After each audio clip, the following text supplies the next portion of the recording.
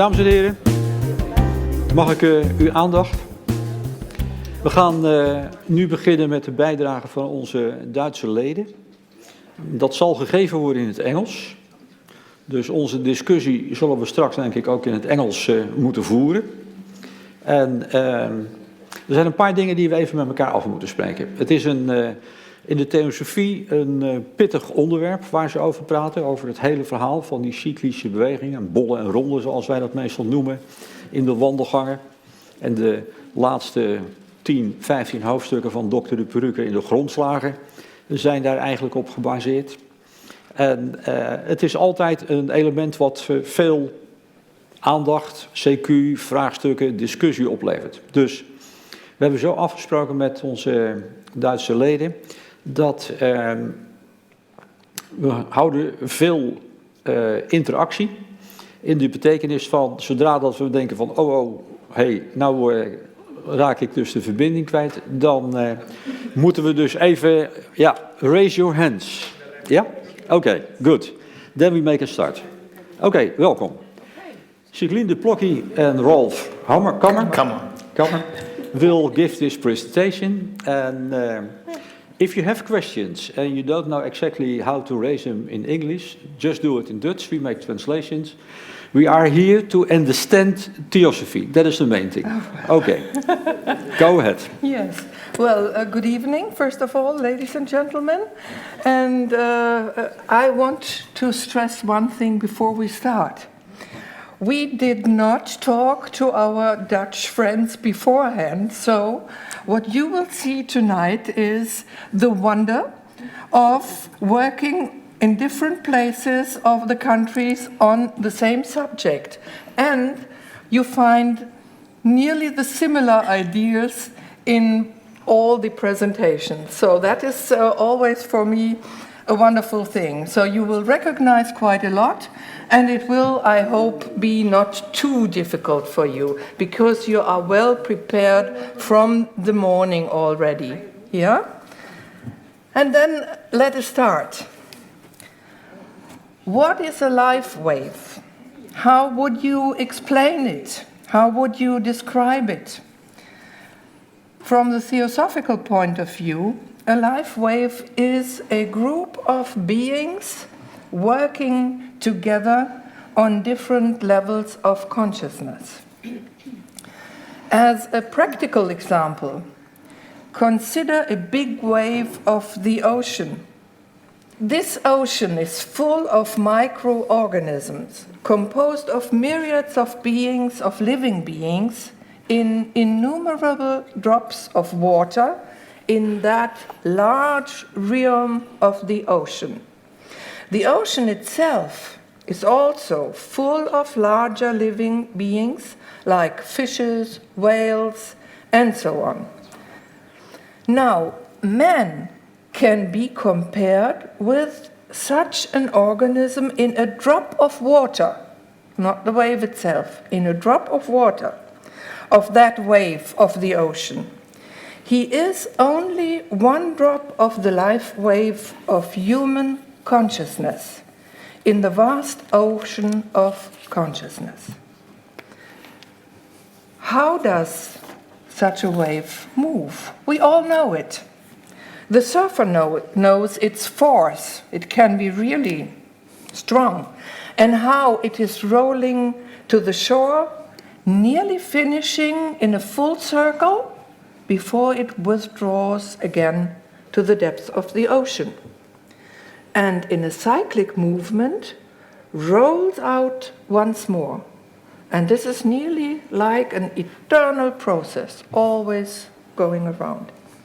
Keep this picture in mind, but only as a picture, when we are going to talk about the complex process of a human being incarnating again.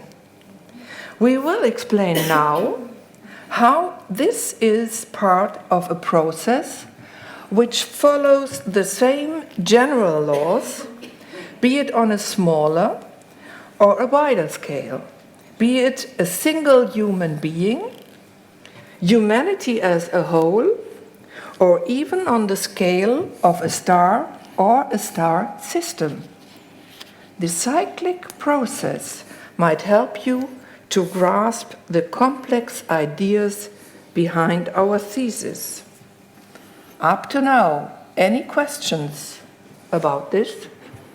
You have A general question. Yeah? So I understand that maybe the topics that you are going to discuss are very similar, but are you using the same kind of literature?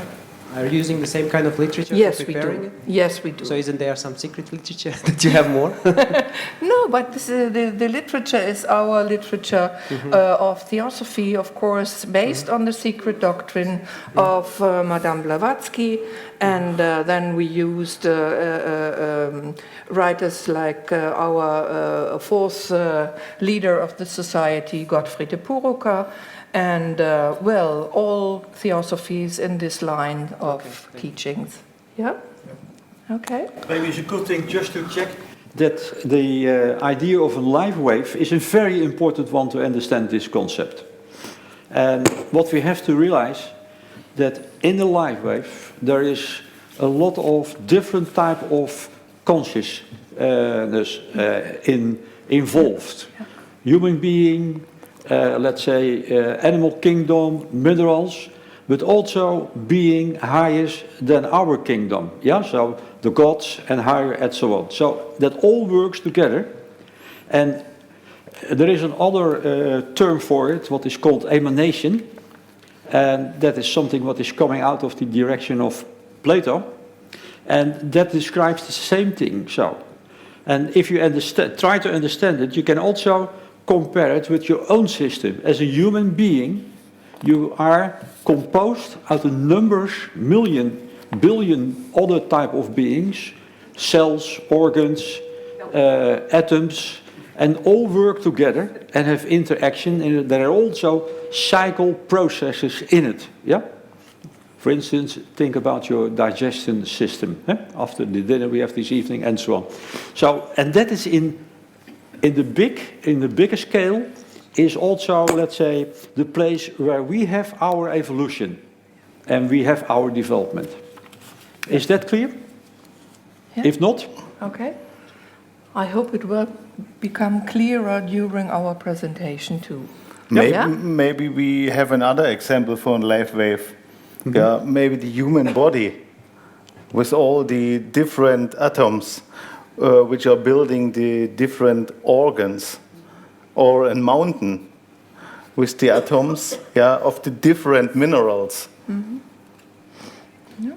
But what you have to keep in mind is that it is how we call it, a semi-closed system. Yeah. Yeah? Because based on karmic attraction, they work together. It is not by chance that they work together. No, they work together because they have a karmic relation with each other. Yeah? Yeah. Mm-hmm.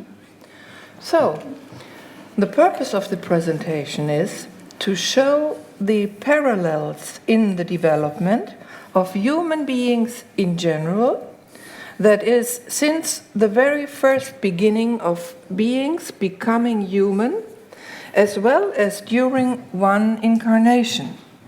Processes are repeated in all things, vast and small. And from the explanation we have received now from Herman, it is even clearer, I think, why that is so.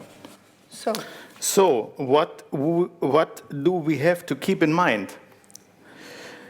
Development of consciousness.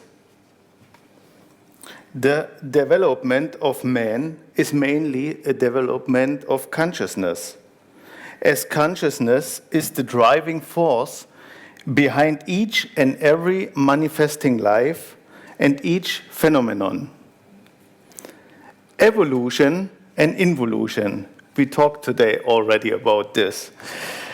To be able to unfold and to manifest itself, consciousness needs a vehicle, a form. Otherwise, unfoldment would not be possible. There must be a medium which expresses its inner forces. These vehicles, forms, or media must also be developed. This means that there are two lines of evolution. the evolution or development of the form on one hand, and the evolution of consciousness on the other. While during this first phase of this cosmic cycle, development or evolution, that is the bringing out of form or matter, is central. This does not mean that consciousness during this phase is inactive. It just clothes itself more and more in those forms and works on unfolding more and more the respective forces of the corresponding substance or matter. The phase of withdrawal of either consciousness or matter is called involution. From involvere, roll in, contrasting evolution, evolvere, roll out, where faculties are unfolded to activity and development. Evolution in cycles. Another important point is the fact that evolution is cyclical. This means that it follows a certain plan, indicating what must be developed and when. This plan contains the already mentioned course of evolution and involution, as well as phases of activity and rest.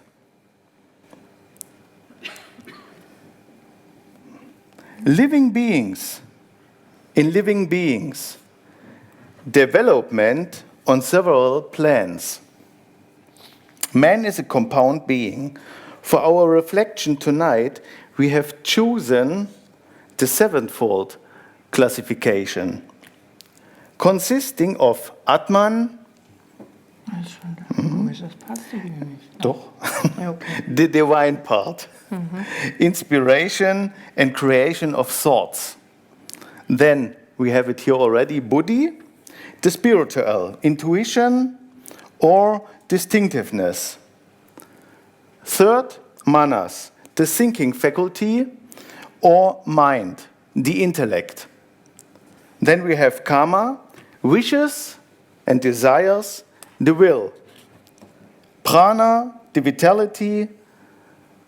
Linga Sharira, the astral body, where are the emotions located. And finally, Sthula Sharira, our physical body. Because consciousness is already mentioned before, the driving force behind every manifesting life being, we can assume that man is an aggregate of many living beings or consciousnesses.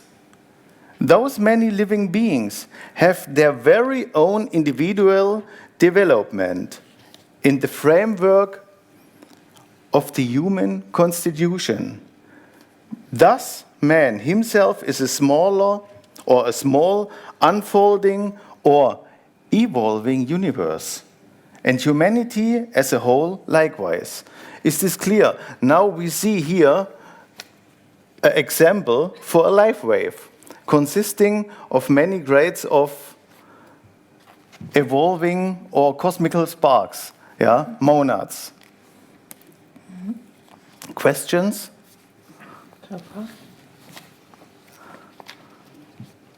No. No. Okay. Then it is clear. I'm wondering now, is every one of these levels, is that called a monad? Their inside is a monad, yes.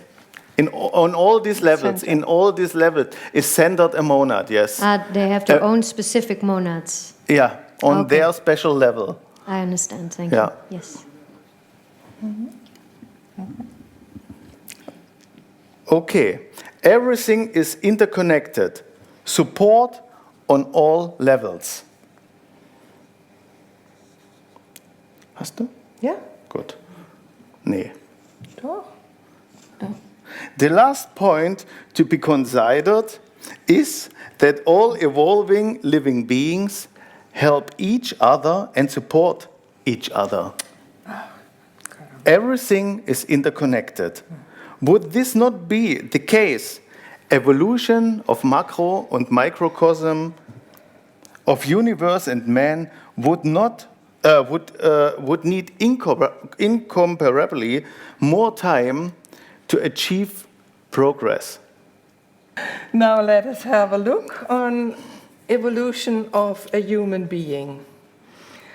This wave of consciousness we talked about, and sparks of consciousness. Nature works at all levels and everywhere according to the same laws.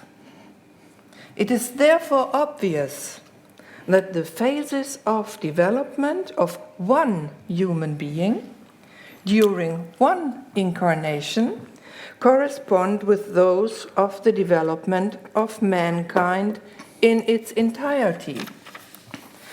We already pointed out that if we talk about the development of man, we mean the development of human consciousness. From this point of view, we may consider humanity as a whole as a wave of consciousness. It is composed of hosts of sparks of consciousness in the same way as the already mentioned wave in the ocean is made up of billions upon billions of drops which could be identified. And because there are many living beings on various levels of evolution, there are also many waves of consciousness. We had this explanation before. Just have a look at animals, plants, and minerals. And just as consciousness expresses itself on all levels, we could also let go our thoughts upon planets, stars, star systems, galaxies, and so on. All consciousness expressing itself. But today, tonight, here and now, we only go into the human wave of consciousness. From unconscious divine spark to fully conscious man. Each single spark of this wave is highly spiritual in its beginning, but relatively unconscious.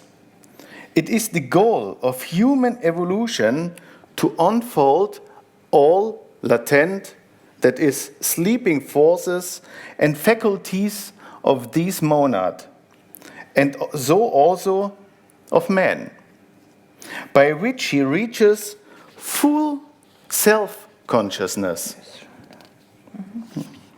Ja, nochmal.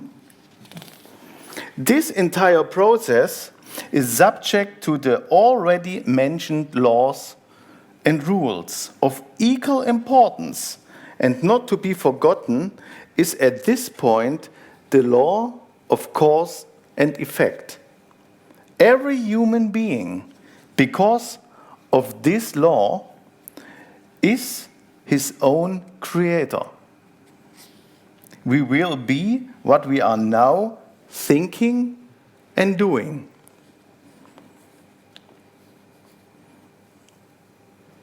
Any questions?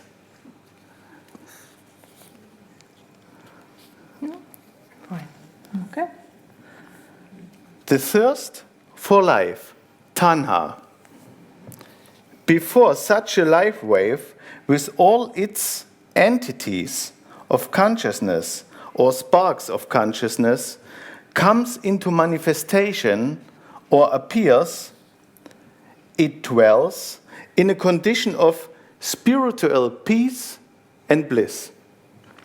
This condition is very similar, or can be compared a little bit, to what Buddhists call nirvana. It is not the same.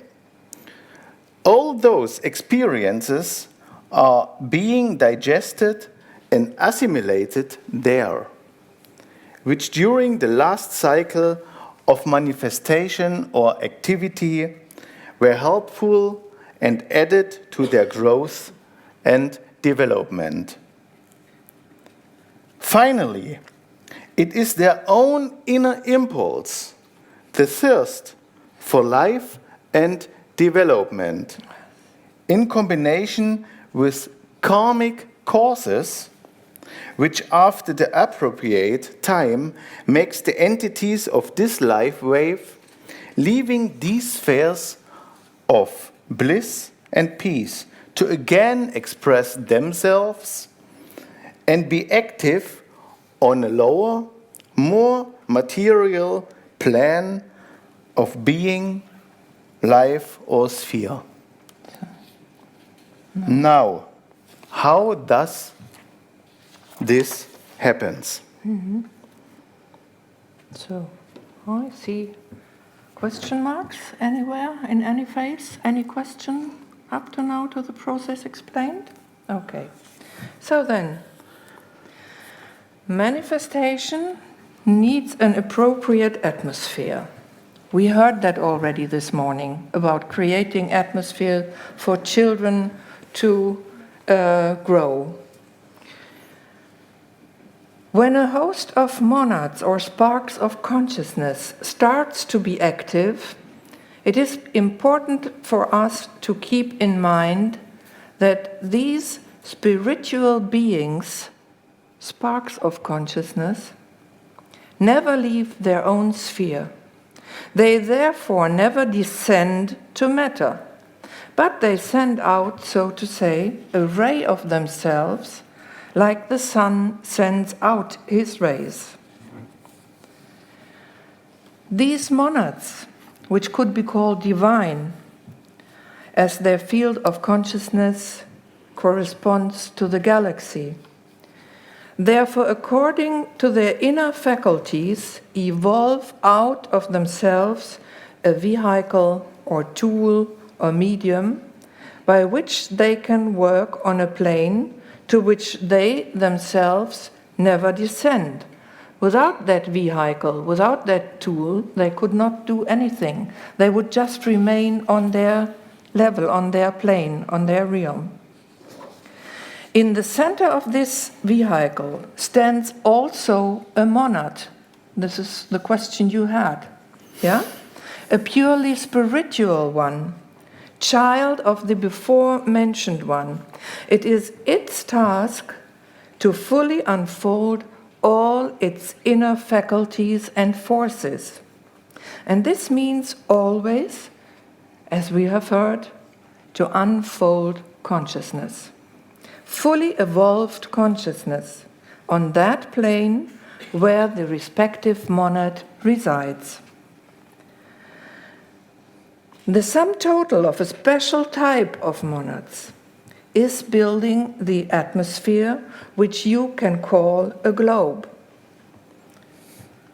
This atmosphere provides the monads with exactly those conditions and prerequisites they need for their respective development. Well, how could you imagine this? How could that be? We human beings here in our physical body are living in a special sphere, on a globe, on this earth. So this is a way to compare it. Everybody can find examples of this easily in his own personal life. We are constantly busy to build up a suitable atmosphere, be it in our family, at school, at the university, in our work or elsewhere. This atmosphere is the reservoir and room for development for the corresponding entities. As the divine monads are united at their plane, we will give this atmosphere or this globe the name A. Accordingly, the spiritual monads are gathering on globe B. And please always recall that everything consists of everything else or contains all elements of the universe. We are talking now about the core, the main aspect. Recalling the sevenfold constitution of human being, we see that the spiritual monad evolves from itself again a veil, a vehicle or medium or tool on the next lower cosmical plan or sphere. This vehicle is manas, the thinking faculty or mind principle. The monad, whose home is in this sphere, has the task to unfold this principle fully. It does not need much to understand that this part or sphere or plan affects us all. The human monad, therefore, is in direct connection with man of daily life, how we are sitting here, as we experience him every day. The respective atmosphere is sphere of activity, his sphere of activity, we will call globe C. In the way as described before, each individual monad in turn evolves from itself. Monads or life atoms are active on the next lower level of big being. These monads clothe themselves with matter corresponding to this special plan or sphere, which thus constitutes its respective vehicle. This process ends when, with the creation of the physical body, the complete sevenfold life wave is evolved in its basic form. This moment is closely linked with the birth of a human being in only one incarnation. Each respective host of monads in this way builds and creates its own atmosphere or its own globe. And as karma, the principle of wishes and desires, also you would not guess so, is the grossest of all principles, here on globe D. It resides on the deepest and most material level of being, globe D. The life principle on globe E, the astral body on globe F, and the physical body on globe G follow one another in exactly this sequence on their way up again to spirituality. Mm-hmm. Mm-hmm. Can you please repeat again what the A, B, C, D, and G reflection is? How is that connected to that life wave of a man? Mm-hmm. This is the whole life wave of a man, how it is turning. Yeah, first the A, the divine ones. Yeah, the divine monads, and they send from themselves and ray. Yeah, on the next lower level, on a spot on this level in the middle, in the center, there is the next lower monad. Yeah, this is the spiritual monad, and so on, all the levels. On the third, on C, there are the monads which are building the intellect. Yeah, and on the next, the karmic ones. Okay, but this is for men. This is man. How would that be, for example, for a mineral or for animal? Just understand You have to realize that this type of, I don't know if it is visible, this type of drawing is not a drawing what is, how do you call that, actual in life. Normally, You have to realize that dus all the different levels are just one. Yeah. And are just, let's say, how you can say that, integrate in each other. Yeah. Because it is like electrical waves, they can easily pass each other, and so there is not a separation of things. So it is in fact a globe, within the globe, or around the globe, how you can say that, all different levels of activity. This way, to put it out in different levels, as we draw it, is just to help understanding the process. But the actual situation is, it is just a sphere of different, let's say, electromagnetic frequencies working together. Yeah? From a high frequency to a low frequency. Yeah? It is a little bit Yeah, looking like like this. this. Yeah. This is jellyfish, I guess. Nee, this is the the cat eye nebula. Oh, Yeah. And that is always interesting because you see those forms are universal too. And so this interblending, we see it there, is a nice example for how the system works. So if we speak about it is going from A to B, don't think that it is really traveling to a lower level. It is just, let's say, more or less condensing a little bit more. Yeah? From something high spiritual, it is condensing, and by condensing, the lower consciousness can be active in it. Yeah? Yeah. Okay.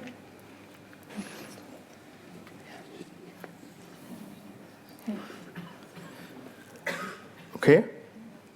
We must bear in mind that the vehicles on each singular realm or sphere consists of a substance or matter which always corresponds to the respective level or realm.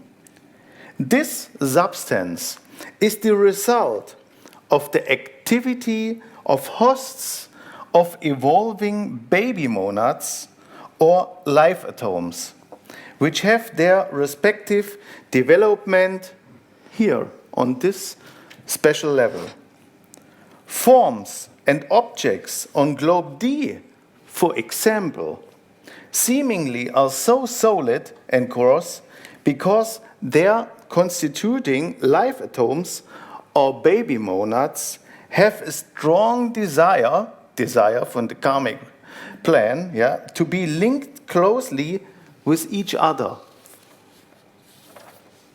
As the various monads or sparks of consciousness evolve from one another, we can say that each single one of those different sparks of consciousness or centers of consciousness is involved in the creation all those different atmospheres or globes. Let us remember at this point again that everything is connected with everything else and is mutually dependent. And we could maybe even add that it comes from the unseen spheres, from those which we cannot see with our eyes, from the invisible spheres, and manifests in matter in visible spheres. Yeah? And I have always the picture of a lotus flower, for example. You have the invisible force in the seed, and then it comes out through that water, and then it unfolds leaf by leaf, and it gets up to the sun until it blossoms. So it is nearly the same process which happens there. Yeah? Maybe this little picture helps too. Then let us have a look on what comes next. Evolving consciousness and forms in cycles. After the hosts of monads of the human life wave have started to be active, with this created their and with this created their respective vehicles and atmosphere, they enter into a phase of rest. Everything is interconnected and mutually dependent. We already said that. The tiniest drop contains the same basic components as the whole ocean, as the universe. This is why each of the 7 principles of the human constitution is in itself sevenfold too. That is, each single one contains a reflection of all the others. How could we imagine this? Well, think about science. I mean, you know, you have read all, I think, about stem cells. Yeah? One stem cell has all faculties to create any organ of your body. It is all in that one stem cell. Yeah? That is one example. You can have a brain, a heart, or whatever you want from one stem cell. So, Yeah. Therefore, also in these sub-principles, we find forces and faculties which have to be unfolded, be activated, be evolved.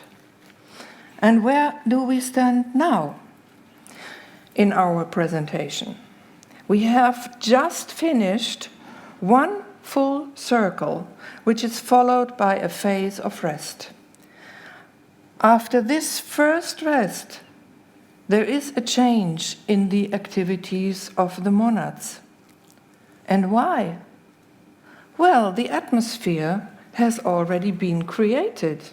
And now the task of each and every monad is, in accordance with the atmosphere, the realm or the plane it belongs to unfold those 7 sub-principles in a cyclical journey of 6 more cycles of activity.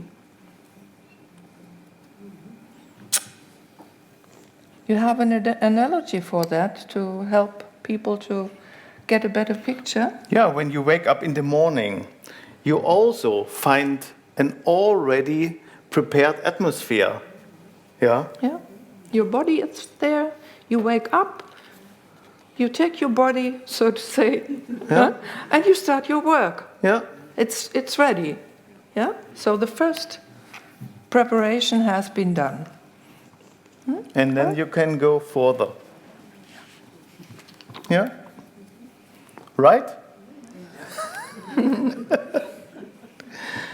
For the human monad, this means that until the end of the 7th cycle of activity, all 7 sub-principles of thinking faculty should be developed. The forces of the mind will therefore be unfolded during this time period, which, by the way, lasts about 4,320,000,000 years. So, Is this clear what this means for us men? Yeah? What we have to do in this period? we can lean back and relax because we have all the time we want before us to develop that sub-principle. Imagine.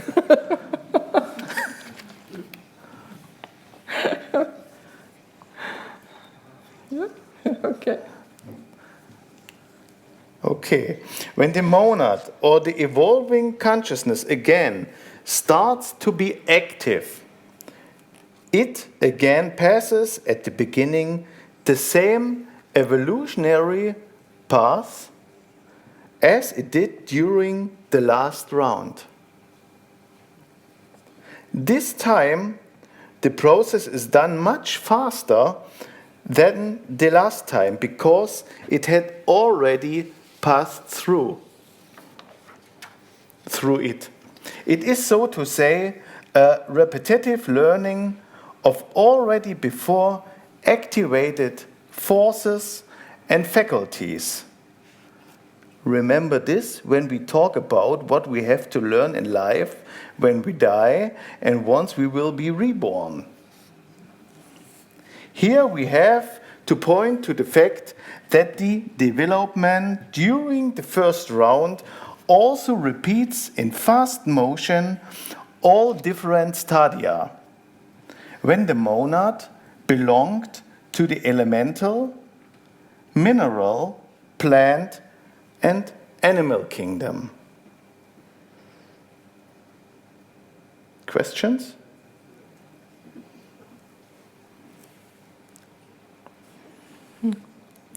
Yeah, a monad not starts at the human kingdom. Yeah, before it must run through other kingdoms too. Yeah. When it finally reaches the point where something new is started, the process slows down. In daily life, we all know the fact that it is much easier to repeat something even after a long time of not practicing it than to start something completely new and unknown. Is that so? Yeah, everybody agrees. Do you have experience? It's much easier when you know something or you do something that it's vertrouwd. And when you have to learn something new, it's strange. It's something new to have to do. Yeah, I always compare it with a new way you have to find through a mud. Yes. For example, Yeah. yeah? Yeah. Then if nobody has gone before you, or take a snow is maybe a nicer example, yeah? You go by ski. So if there has not been anyone before you, then you have really to work to make a line to get forward, no? Yes. But if you just can step in the line you did the day before, then it is easier. Yes. So.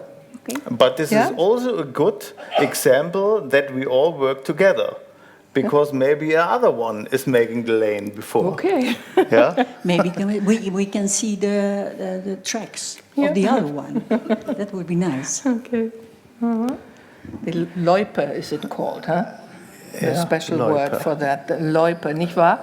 Unsere, experts from the southern Germany region where there is more snow. Now, I'm from the northern side, so we don't have so much problems with skiing. To activate a complete sub-principle, the monad has to pass in a kind of peregrination all the 7 globes. This is important because the different aspects of the sub-principle must be experienced and consciously brought to activity on the different realms or spheres of being.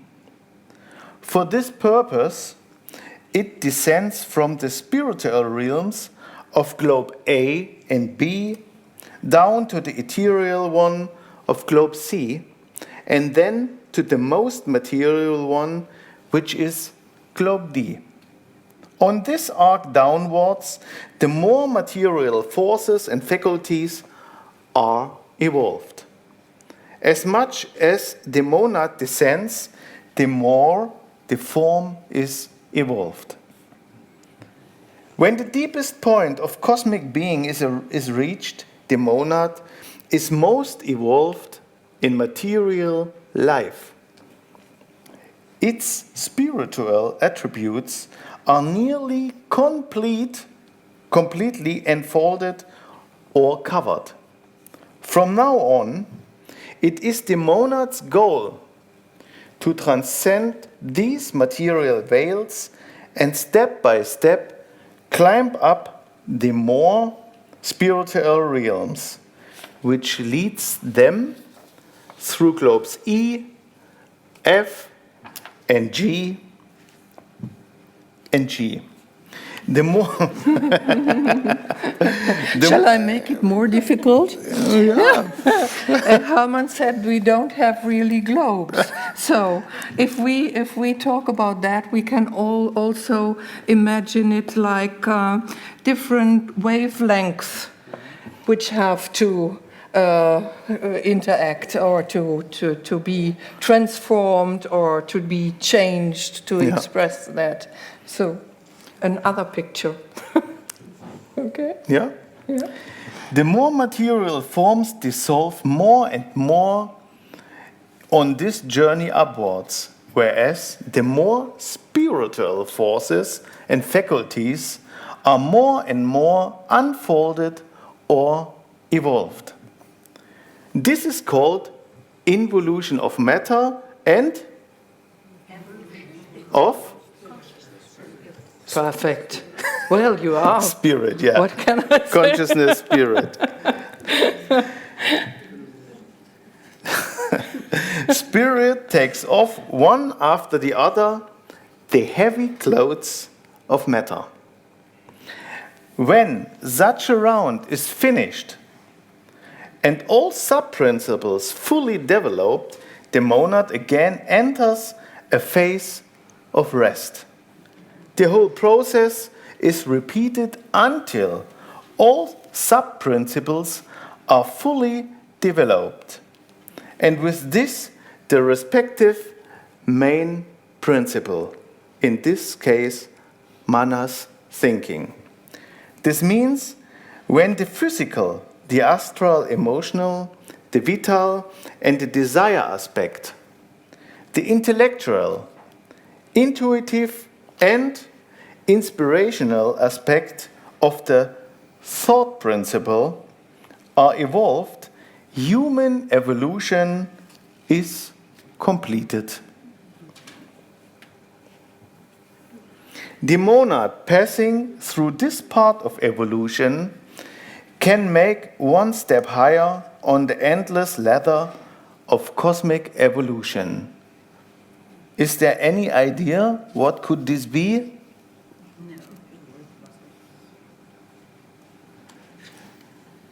No idea. Yeah. Can you imagine what you must, or what is the next task to evolve on this cosmic ladder when you completed the human evolution to complete to evolve the mind principle? What comes next? You mean if we are full developed human beings, what is the next step? Yeah. Yeah. Okay. Yeah. Good. Fine. Yeah. Yeah. Clear.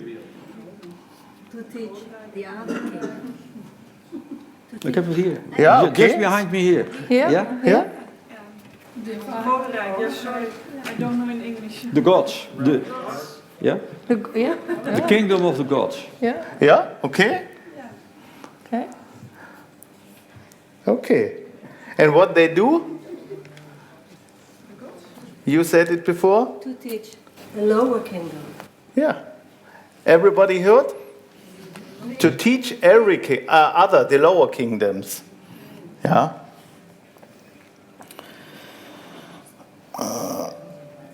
This generally means for us that we are currently, I am a little bit too far. The human life wave currently is located on this globe D and in the fourth round. We are on the Autobahn Yeah. because now the development starts to get faster. This generally means for us that we are currently developing the karmic sub-principle of thinking faculty, that is, will and desire. This sounds complicated, but we will see later how we can recognize this in daily life. He means it will be easier afterwards. Well, he knows. He knows. Okay. Well, then let us carry on and have a look at one single incarnation, because it reflects the complete process of evolution. What happens preceding birth? Do you remember? We have all gone through that stage. So Well, before the human monad incarnates or gets active, it is in a state resembling the already mentioned one of the life wave before it gets active. Metaphorical, it sleeps in the womb of the higher duat. It is the ray is drawn back again. The child is close to its mother. And that means the human monad is in a state of spiritual bliss in which all the experiences of the past incarnation, consisting of thoughts, affinities, and intentions, are assimilated and processed. Of course, those who belong to the higher principles, yeah? Are all what is just concerning one life here, which is, well, not eternal, put it that way. Yeah, it was subject in the workshops yes, too. Yes, yeah. You have talked about that. These experiences, by the way, are also the cause for its state or condition now, cause and effect. Its character is embossed by attributes which are similar to those of universal being, like the idea of unity, as well as compassion, and above personal love. As much as these causes get weaker, on the moment they are completely assimilated and processed, an urge for activity awakens in the reincarnating part of man, which we can also call the reincarnating ego. You have heard that so often already. This urge is mainly provoked by already caused karma, as well as emotional and mental residues of thoughts during the last incarnation. We heard that in the morning too, yeah, of this thirst of life. It is called tanha, or the thirst for life, or in Sanskrit also trishna. When this gets strong enough, and you see from this, it is also a kind of energetic process, yeah? The reincarnating ego, the human monad, works out a plan. The scientists among us could, for example, say that the strongest prevailing forces get active again and start to evolve. That's just another way to express it. But we would emphasize that this is not an automatic process. You could have this idea if you just take it as a given thing. But it is provoked and guided by living consciousness as guiding force. You can well say that the idea of a plan worked out by the reincarnating ego is absolutely feasible because the personality, the average person, the child of the reincarnating ego, during his lifetime, again and again works out plans and thus copies the activities of its parents. Each one of us here could give examples of plans we have made. I think we all make quite a lot of plans. Yeah. If they come true, well, you never know. But some of them do. Right? Yeah, and the reincarnating ego has the same problem with its plan. Yeah. When we are not functioning so like it should be, then the plan is failed. Yeah, and it must start again. Mm. So this is really Yeah, Barend? Who is we? The persona, the personal man, yeah, the child of the reincarnating ego. Yeah, we are also the reincarnating ego. It depends on which level we are with our consciousness. Where the focus is. Yeah? And this is our decision, and that's the nice thing. So we can decide whether we focus on the eternal part or we just dwell in our normal daily human life. Yeah? So the plan is made by the reincarnating ego and the persona fails. Yeah, you can say. Yeah. Or not. Yeah. Or not. Yeah? It depends.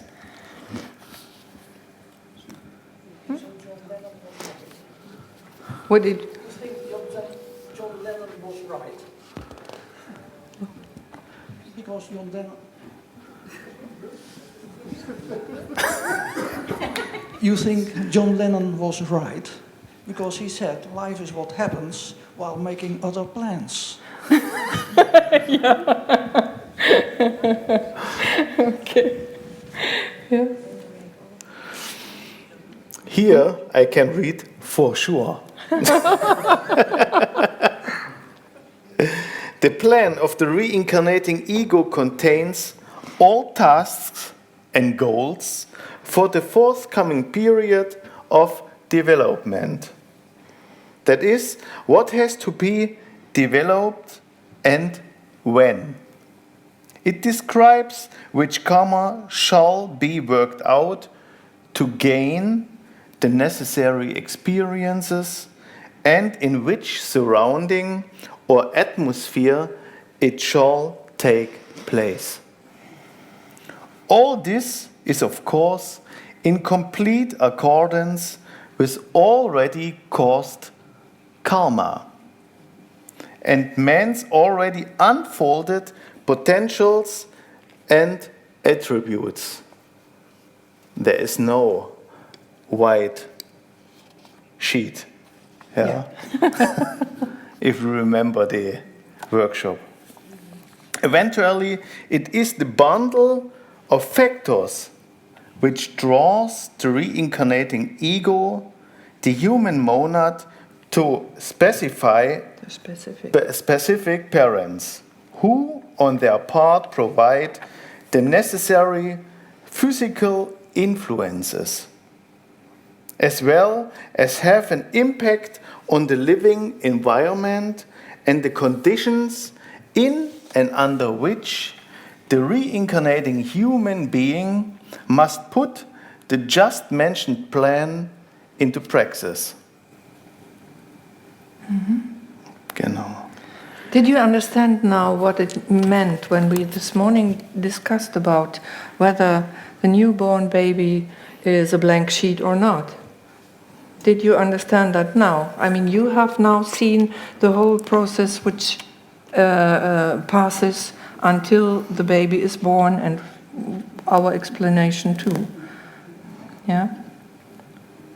So now it falls into a logic, successive process. Yeah?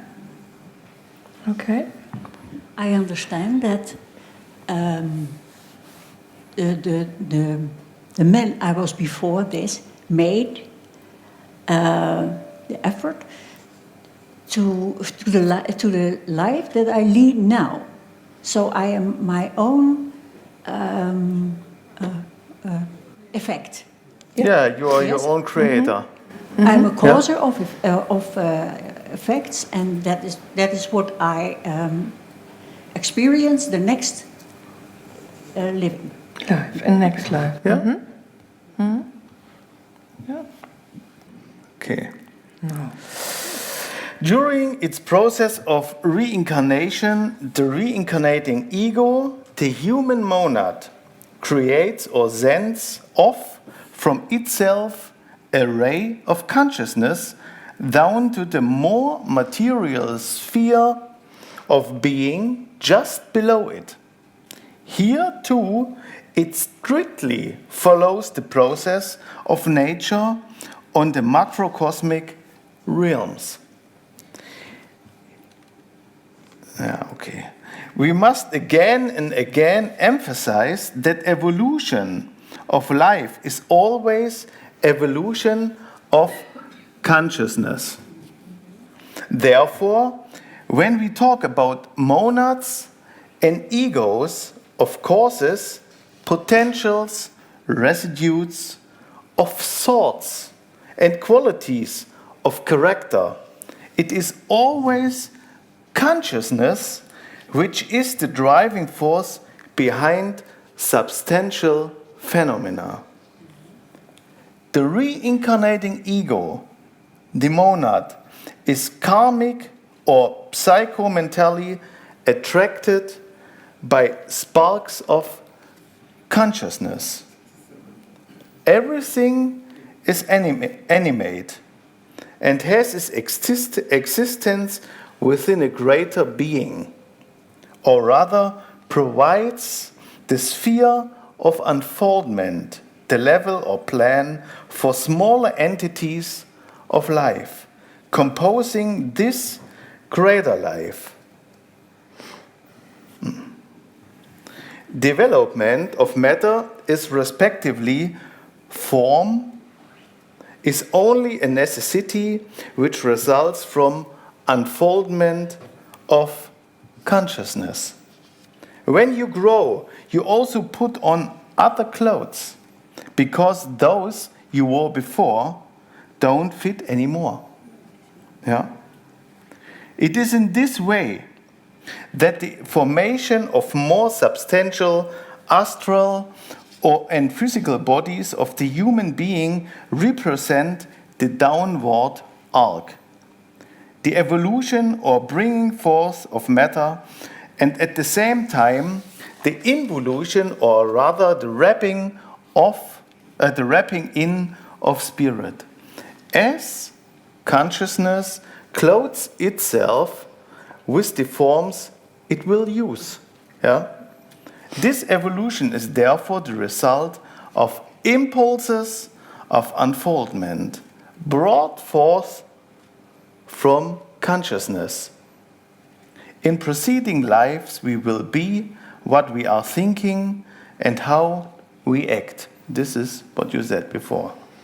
The new personality, child of the reincarnating ego, through which it works, as well as the astral and the physical body, are thus formed by re-attraction or reunion of the respective qualities of the character, like form of the body, emotions, perceptions, and physical, mental, as well as moral inclinations.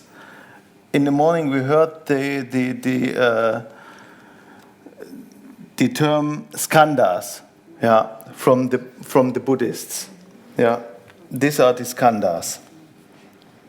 And what they do, you see here, and that is why he has put his pictures in. But it works with her picture too. Yeah.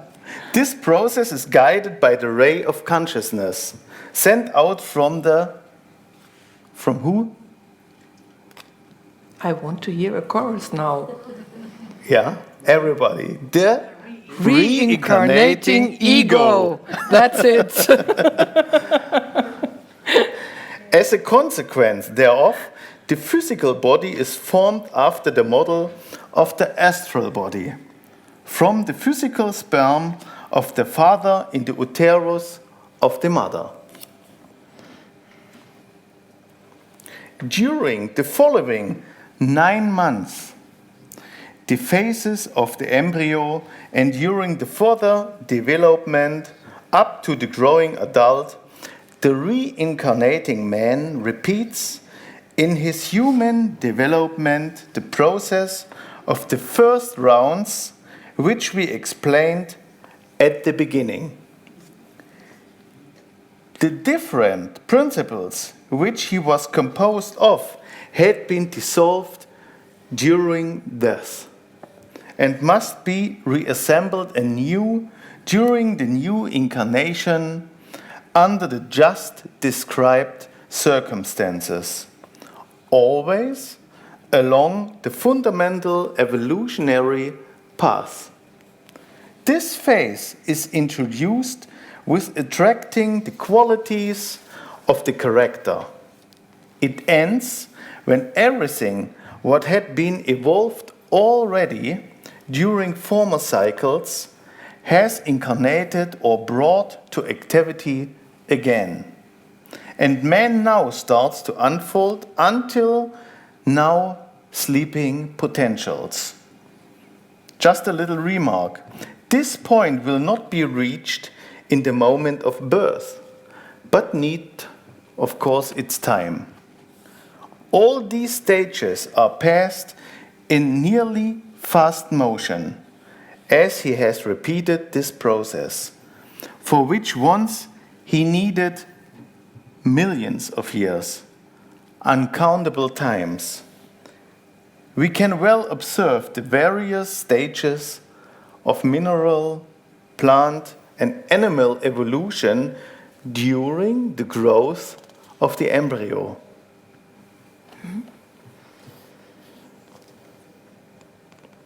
Questions?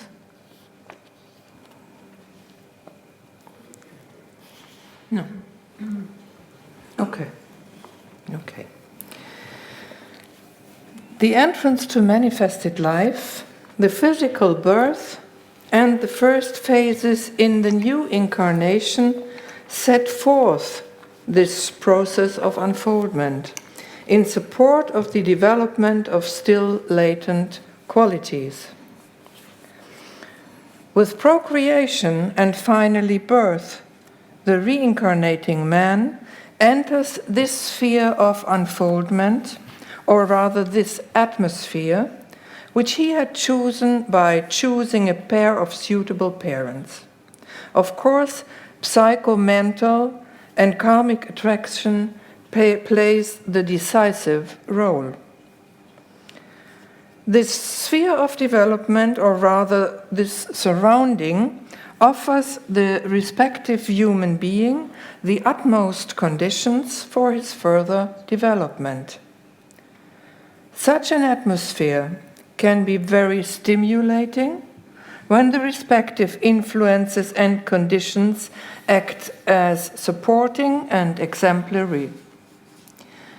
It here depends on the personality of the human being how it uses the chances given, as it is the personality, the child of the reincarnating ego, which works in this field or sphere.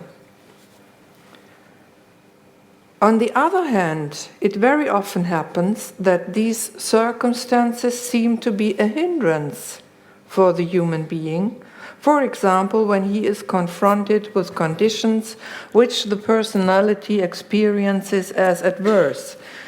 It then also depends on him whether he gets stronger, stagnates, or even fails.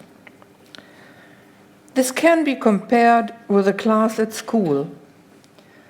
When eagerness for knowledge and interests in the subject characterize the general atmosphere among the pupils, when they support each other and the teachers are inspiring, we have got the best preconditions for an optimal development of each pupil. It is in a way what we have heard this morning too, the atmosphere you create for children to develop best.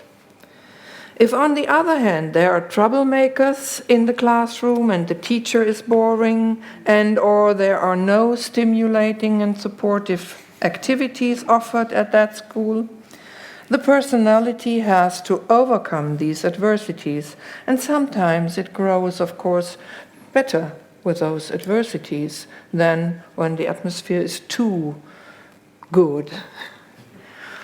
Of course, there are always two possibilities to react on them.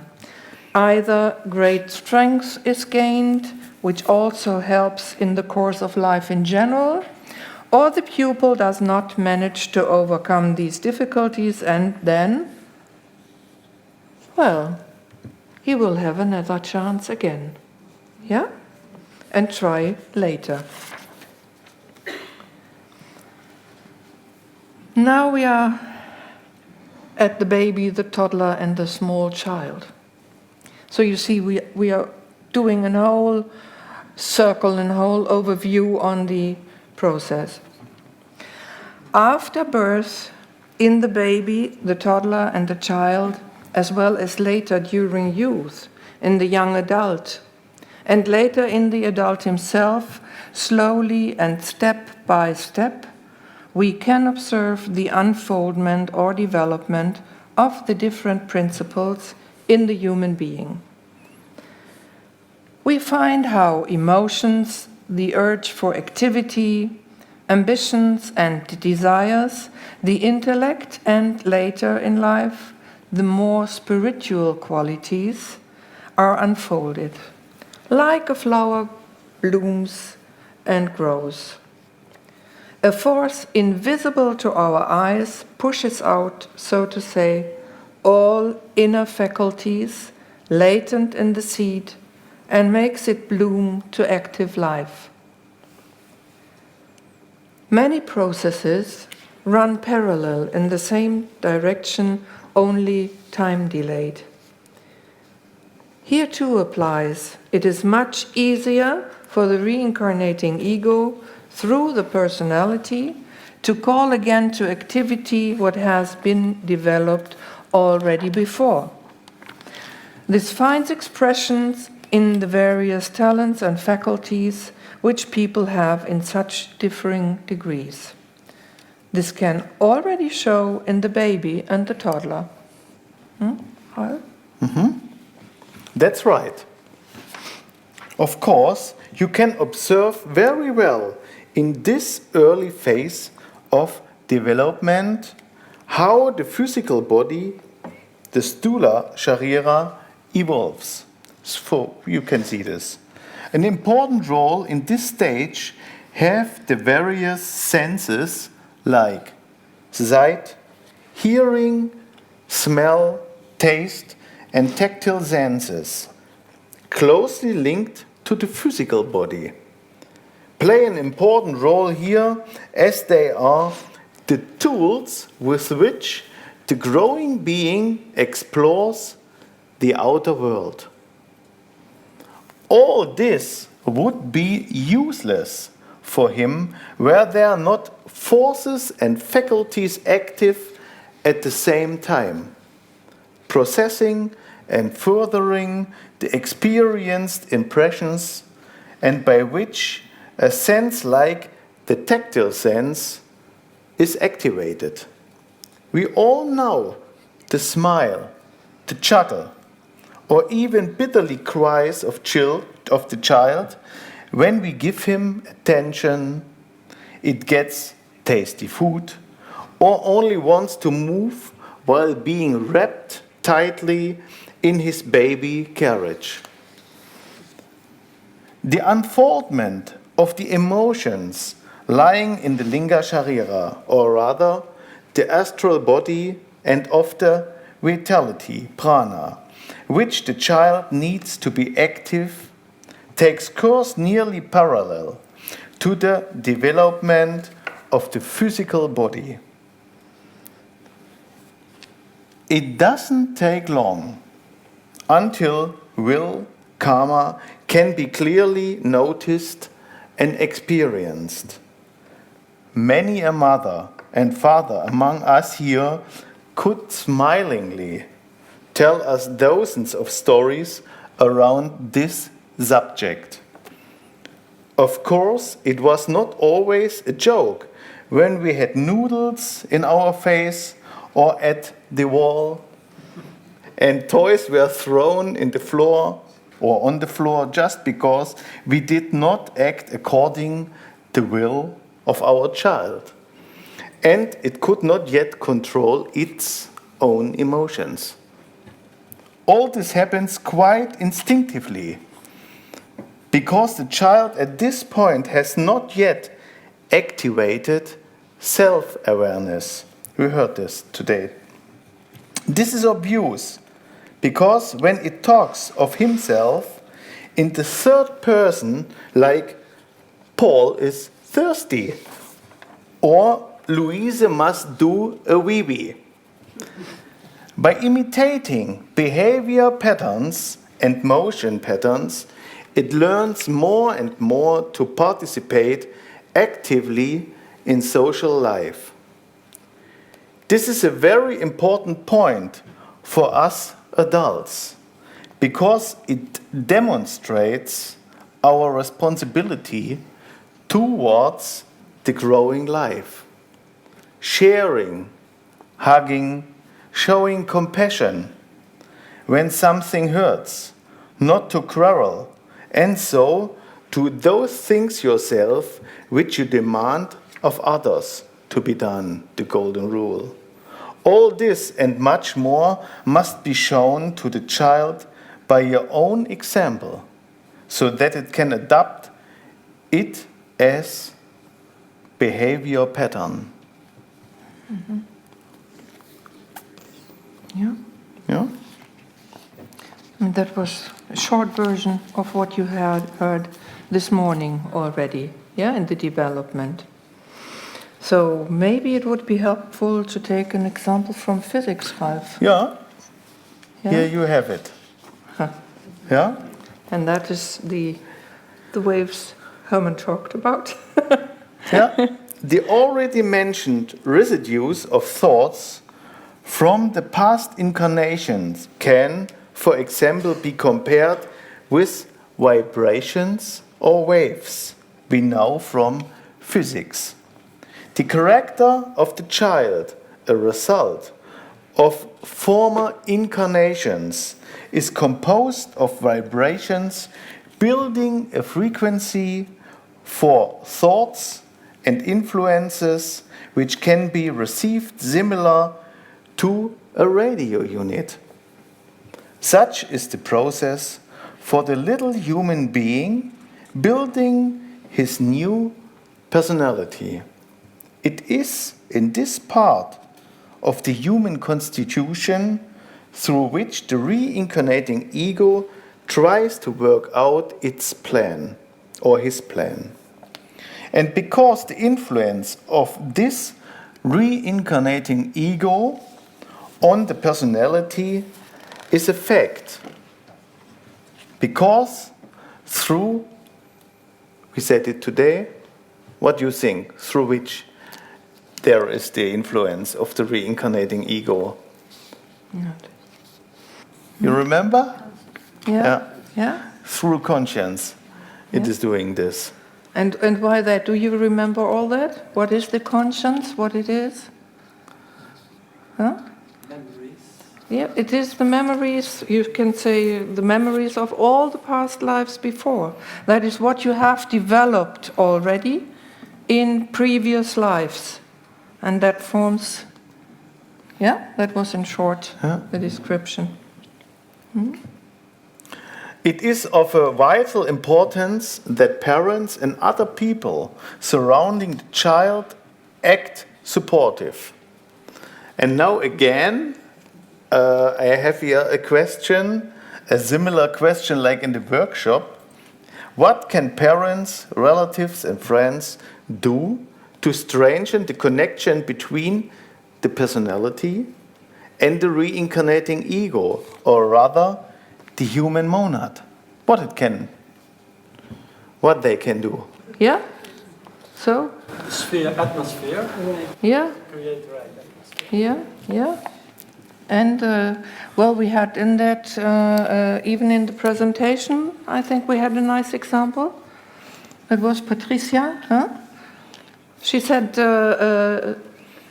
these, yeah? Beginning of the day and the end of the day. Yeah. Beginning of the day and the end The of the day. review at the end of the to day. go through the what happened that day. Yeah. Well, and then inspiring stories. Yeah. We had the how is it called? Märchen. Fairy tales. Fairy That's tales, it. yeah. Fairy tales.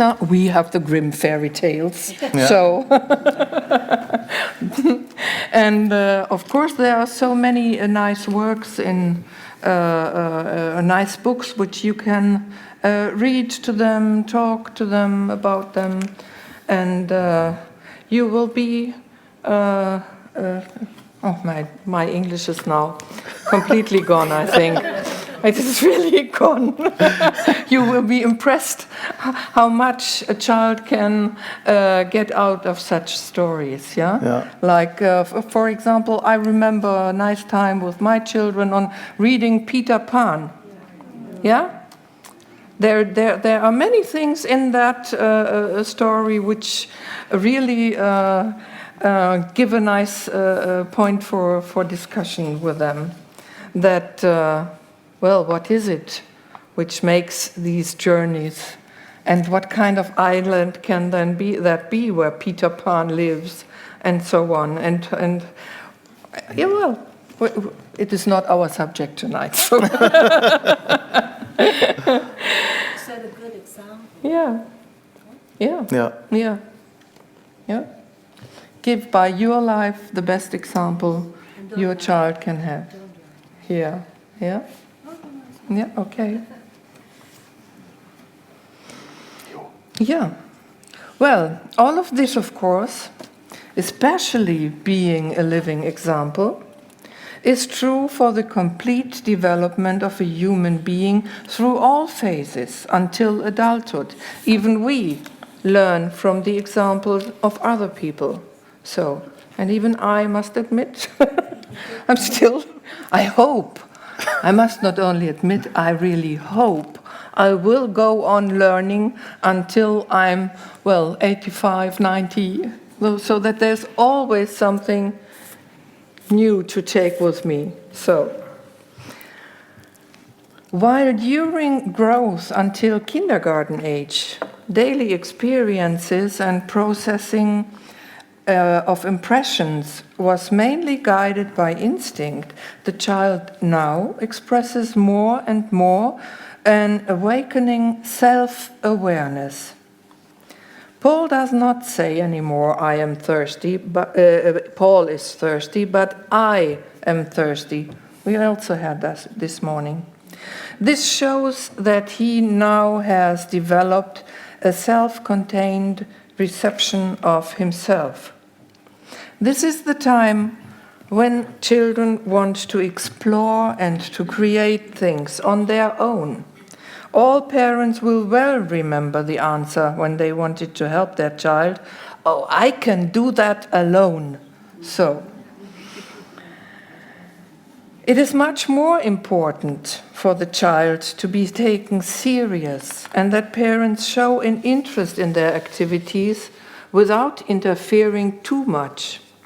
Compliments and encouragement are important to support the natural unfolding of interests and talents dormant in the child. Parents now should give advice and company to the child in its endeavors.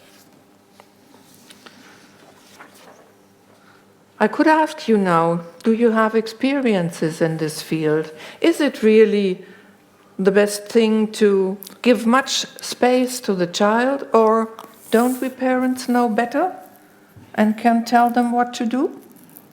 I'm afraid if you give too much space to a child, I have 4 children. Of course, That it's like an unguided projectile going everywhere. Yeah, okay. Do you agree all? Yeah? Okay. The middle road. Not middle road. Much space, but not too less. Well, maybe we can agree. Yeah? Yeah, sorry? I think it's an ongoing process, leading the child and stepping back as a parent as the child is growing up. So you start with more guidance and you go back the long the child is growing. Yeah. Till it can do things on themselves. Okay. Yeah, it's a process. It's Yeah. not right. Yeah. Giving a lot of space or to be strict or it depends. Yeah. I think you mentioned the important word. You said leading the Yes. child. And leading the child does not mean to put a straitjacket on him. No, exactly. Yeah? So you guide him, you help Yes. him, but you don't press it in Yes. in a cage. And your guidance Yeah? becomes less and less and less. Yes. While it's growing. Yeah. Yeah? Yeah? But meanwhile, you set up a framework Yeah. within which the child may act. Yes. Yes. Not without a framework, Yeah. No. within the Yeah, framework. yeah. And within that framework, you get all his space. Yeah. Yeah. Yes. Yeah. Maybe I can tell something on experience. In school, I was talking to a father, and he gave his child all the space. He said, well, times were changed, and my rules are not involved anymore. And I said, oh, you threw your child into the swimming pool without he could Teaching swim. him to swim, yeah. And he said, what a funny question is that? I said, no, it's just the same. Yeah. I give my rules and a framework, and along the child is grow. First it was 18, 17, 16, it's now becomes 12 years. They will decide self what to do, but then they know their boundaries, and they know why they are doing it different. Exactly. But if you don't give a framework, they can't find their direction. Yeah. Yeah. My opinion. Yeah. Mm-hmm. Yeah. Tomorrow we have a lecture about that. Oh yeah, oh Okay. yeah. So to me, it reminds me a little bit of the question of freedom, which is also important for us adults.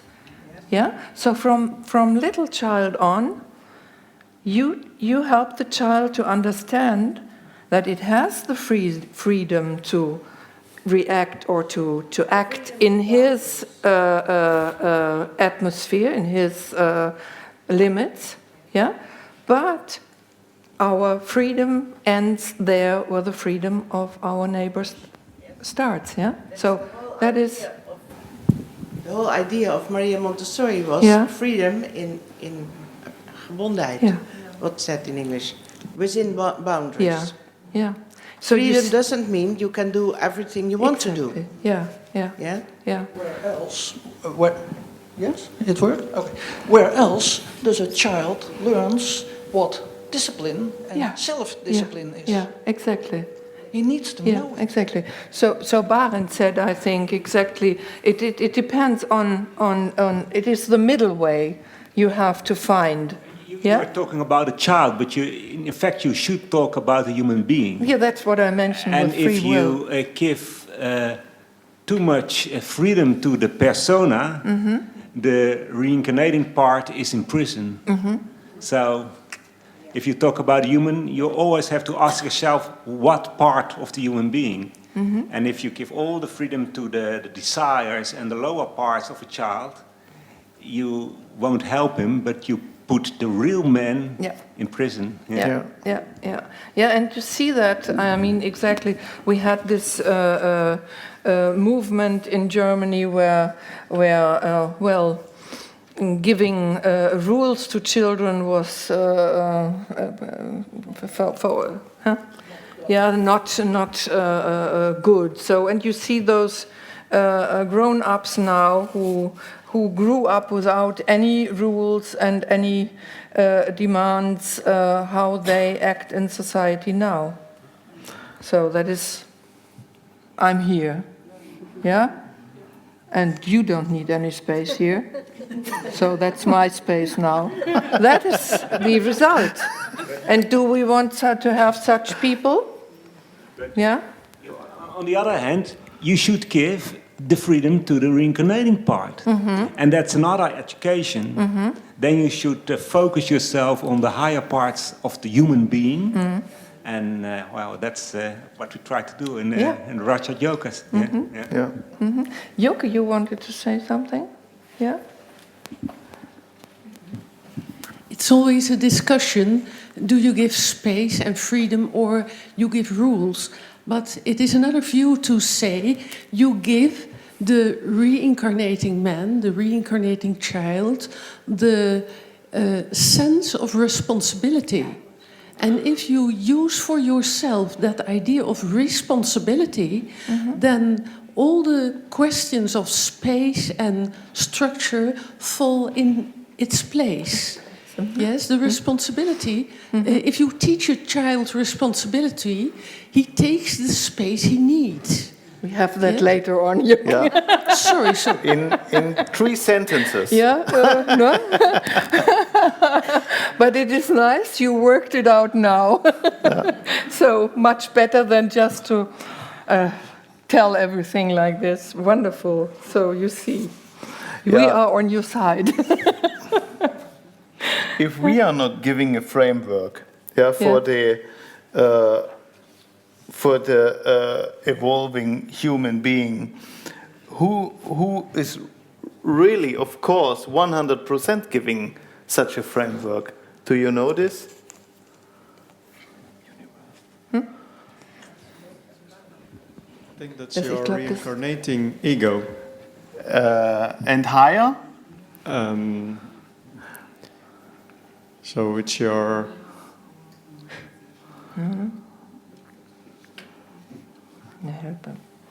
Also the higher levels? Yeah, the universe itself, with its cosmic laws. Kammer, for example. Okay. Can I say it's your destiny?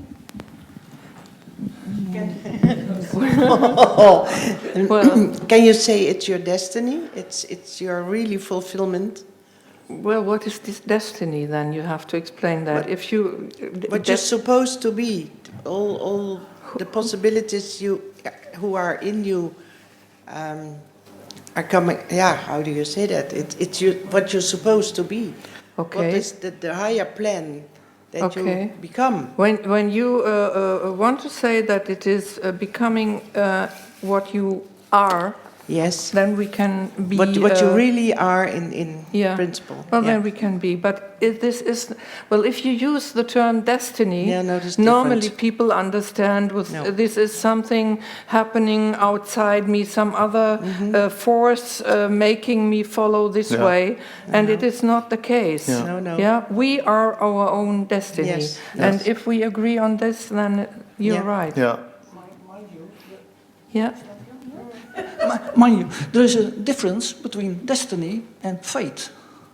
Destiny is the reaching of your destination, and fate is something, F-E-A-T, F-A-T-E, is something that is outside you. Passive, And that you don't mean, but I gave the explanation more from the German Schicksal. Yeah, you see, if you translate destiny to German, you would use Schicksal. But you're right. The real meaning behind the word destiny is reach the. Yeah. Well, we could make a whole discussion on that too. As long as you realize that we have free will. Yeah. And that you have to react and create it the way you like it yourself, I think then we are more safe than terms like destiny and so on, and fate, Okay. So, dann bin ich jetzt hier. So, as we have seen, I hope, all this is closely related to the fact that now slowly the thinking faculty Manas is getting active. Connected with this is not only a corresponding intellectual faculty, but the main quality of thinking, which is the ability to reflect. The child is able to more and more understand the connection between cause and effect. This is also the reason for the just explained urge to explore things and to explore everything themselves. It is obvious here that Manas, the thinking faculty, is really an active principle. The child understands more and more that his deeds have consequences. If it does not prepare enough for school, for a test, or did not pay attention during the lessons, it will not get good results. Very simple example. Using his own free will, or rather the karmic principle, it can adjust its actions and deeds. Here too, parents have an important influence. The child must be taught that it is responsible itself for its action and must take care himself for his homework, as well as be responsible for some task for the group, either family or friends, and so on. We have already heard about the beautiful examples from our Point Loma school, how the little ones, they called them lotus buds, I like that expression always, how those little ones were helped to take on responsibilities. They were responsible in the garden for special areas and so on. With this, we are helping the child to understand everything is interconnected and supportive of each other's development. So the question we have already talked about is the taking up of responsibilities, not in contradiction with the individual unfoldment where the child tests its own faculties. And we have already talked about, otherwise I would have asked you now. And Ralph, what do you say on that? On the contrary, doesn't the child very often hear, "You are still a child. Wait until you are grown up"? Children love to bear responsibility. Why do they ask us otherwise? When will I finally be grown up? The already mentioned self-awareness is a result of the self-reflection of the child. It has gained the impression that there is an apparent barrier between himself and his surroundings. This is the sphere of the personal ego, the personal man. By activating this sphere, the reincarnating ego, the real enduring part of man, which can be recognized for the first time in this incarnation, has the chance to actively express itself. The need for integration and affiliation is a first sign for this, as it forms the counterpole for the impression of separateness. Please let us not forget in this context that the main characteristic of the reincarnating ego, man or man, is a relative expression of the idea of unity, compassion, and impersonal or above personal love. Even if this sometimes superficially doesn't look like. Children do not only want to get respect in sports teams, theater groups, school teams, and the Boy Scouts. Not only are longing for respect and acknowledgement and to find a field for self-unfoldment. They want to build something together, help each other, and find a certain measure of harmony or create it themselves. Is this so? Do you have maybe other examples?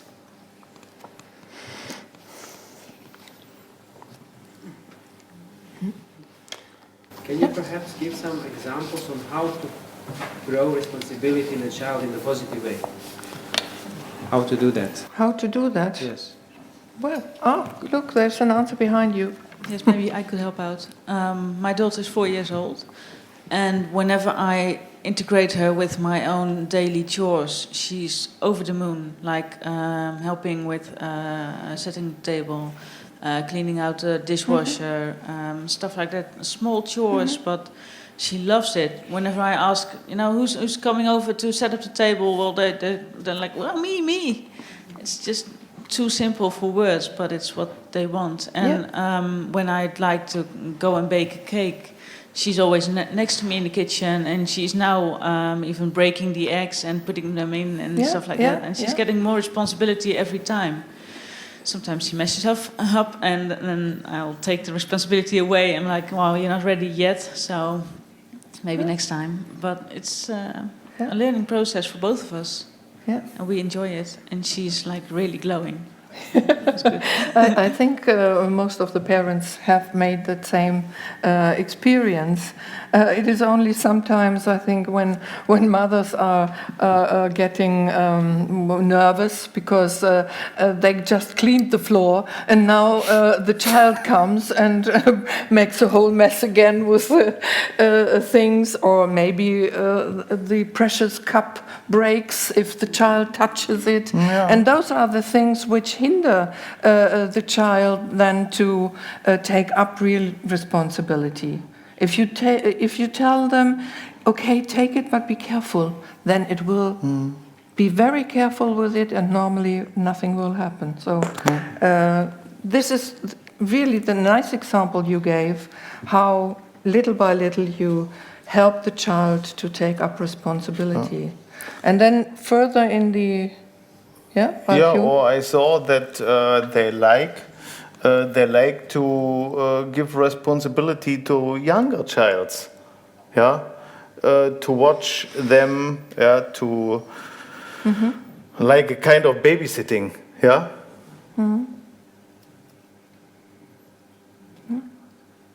So 10-year-old girls love to be the babysitter for a toddler. Yeah, they love that. Yeah. Or little boys too. It's not only girls. Yeah. So they like to look after other children. They take it very seriously. Yeah. They take it very seriously. Yeah. My daughter is she's the big sister of her brother, who's 2 years old.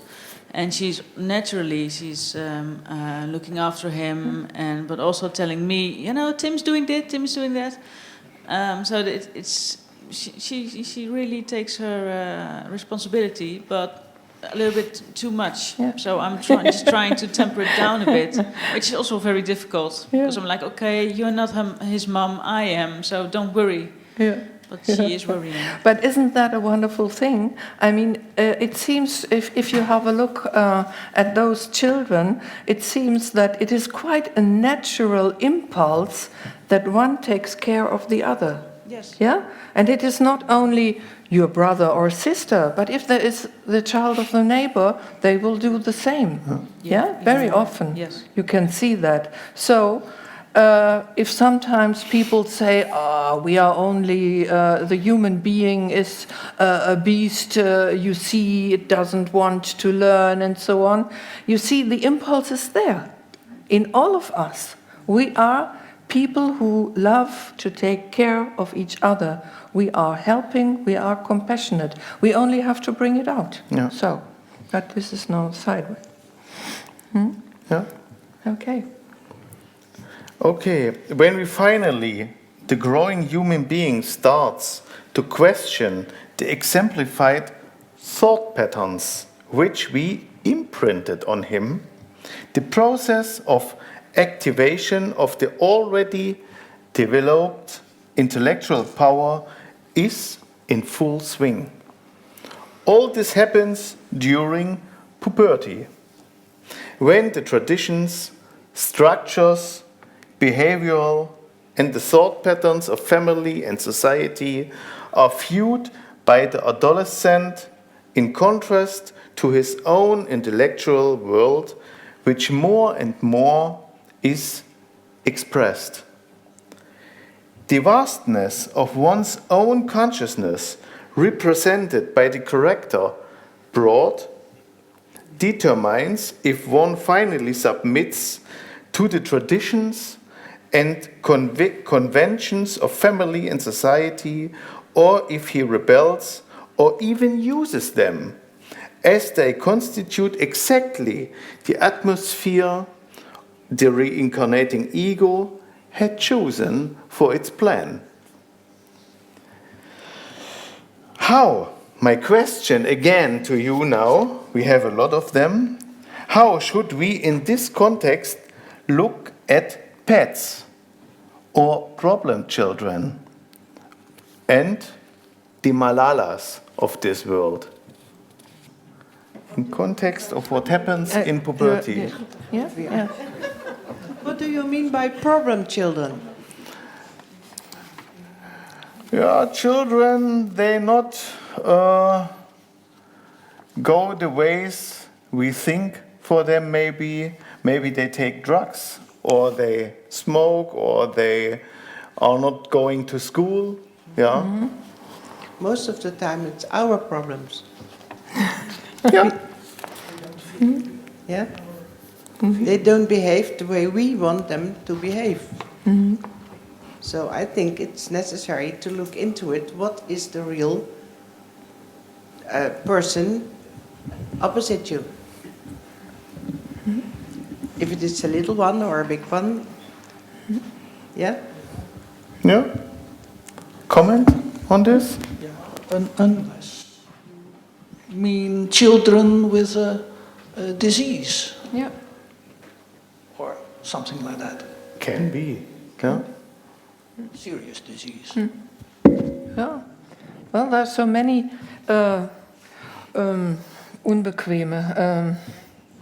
unbequeme children, no? Unbequem, you understand what this word, no? So the so-called hyperactive ones, yeah? Yeah. Who in the school class are so much active that the other pupil cannot concentrate anymore. So there are quite a lot of such cases. Yeah, borderline, yeah.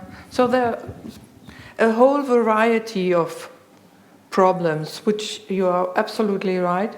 We have to analyze where is the core of that problem. Just, is die aan? Okay.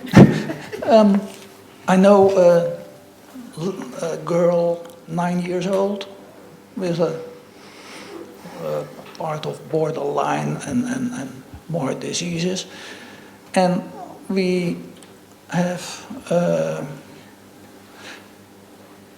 saw that when she is with us, my wife and me, she is a girl. She's a daughter of our friends, and when the girl is with us, she is relaxed, because we are relaxed. We doesn't have the haste and the hurry and the stress of like her parents, because their parents are day in, day out confronted with such a girl.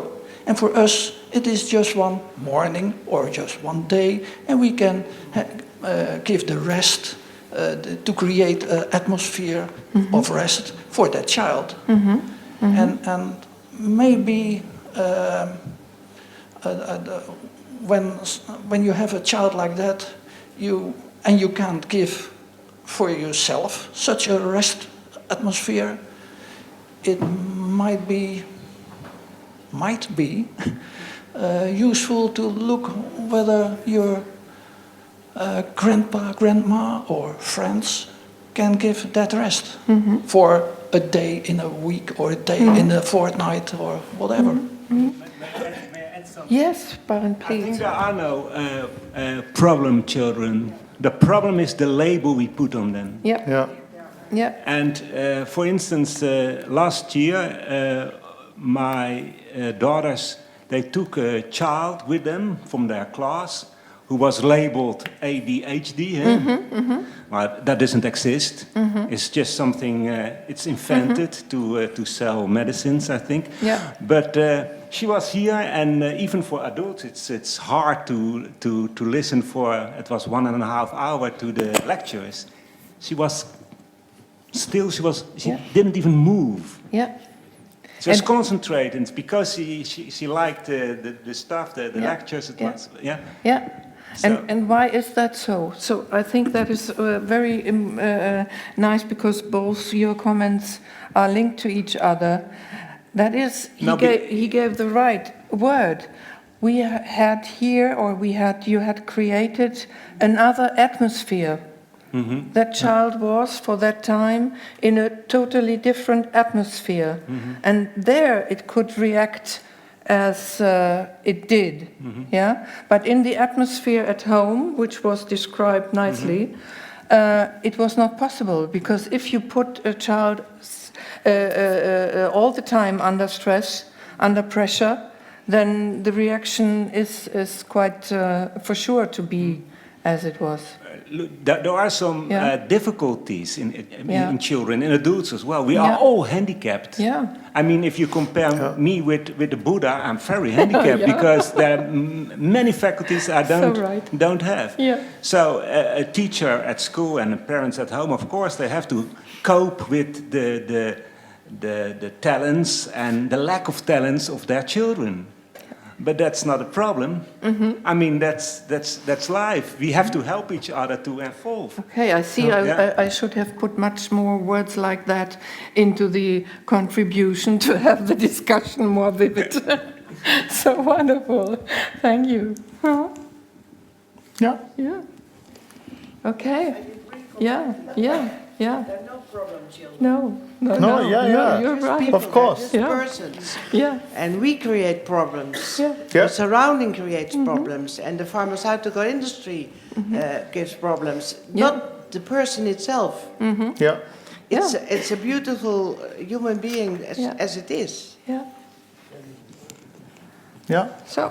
And not, Exactly. we didn't help that person to bring out all the possibilities they have in themselves. And that's what the challenge for me is to, if I coach young people or older people, and I'm in the coaching, to try to get things out of them that they even didn't know themselves they could do. Yeah. Yeah? And it's there. We all have all possibilities in ourselves. Yeah. Every person has all the possibilities, and it's just the challenge to let it come out. Yeah, it is. It will. I think.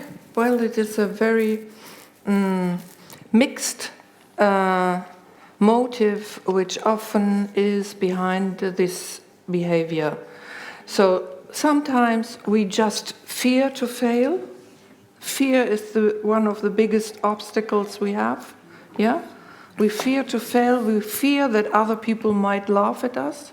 So we don't talk because maybe I make a fault and you laugh about me then. And what is this personality? It's just personality. It's totally unimportant. Because although I may not speak a language perfectly, I think most of you understand what I'm saying. So I must not have any fear to talk. Yeah, but this is just an example. And you find that very often, and then it is just acting from the totally personal part of you. Your personality is acting.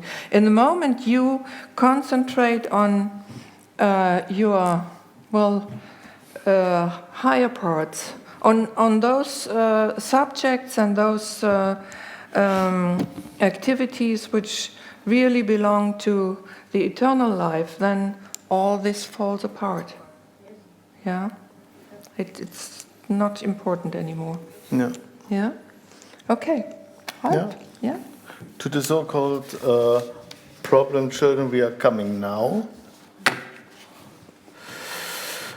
This phase, which completes adolescence, should be characterized by more activity and more independence in order to use the unfolding energies and faculties. A blockade of these faculties by inaction or because of a too narrow field of development would either lead to self-doubts or to an overestimation of one's own capabilities. From these, depression, melancholy, listlessness, senselessness, or obsession could arise, leading then to drug misuse, fanatism, and so on. It is therefore very important to critically analyze the already mentioned thought patterns, as their influence widely our further life and steer it to ways which are decisive for the unfoldment of a human being. Parents, especially in this phase, need to apply much understanding, love, and support, because very often the way the adolescent chooses do not match with the ideas parents had for their children. We all know this. But this should not lead to tolerate everything.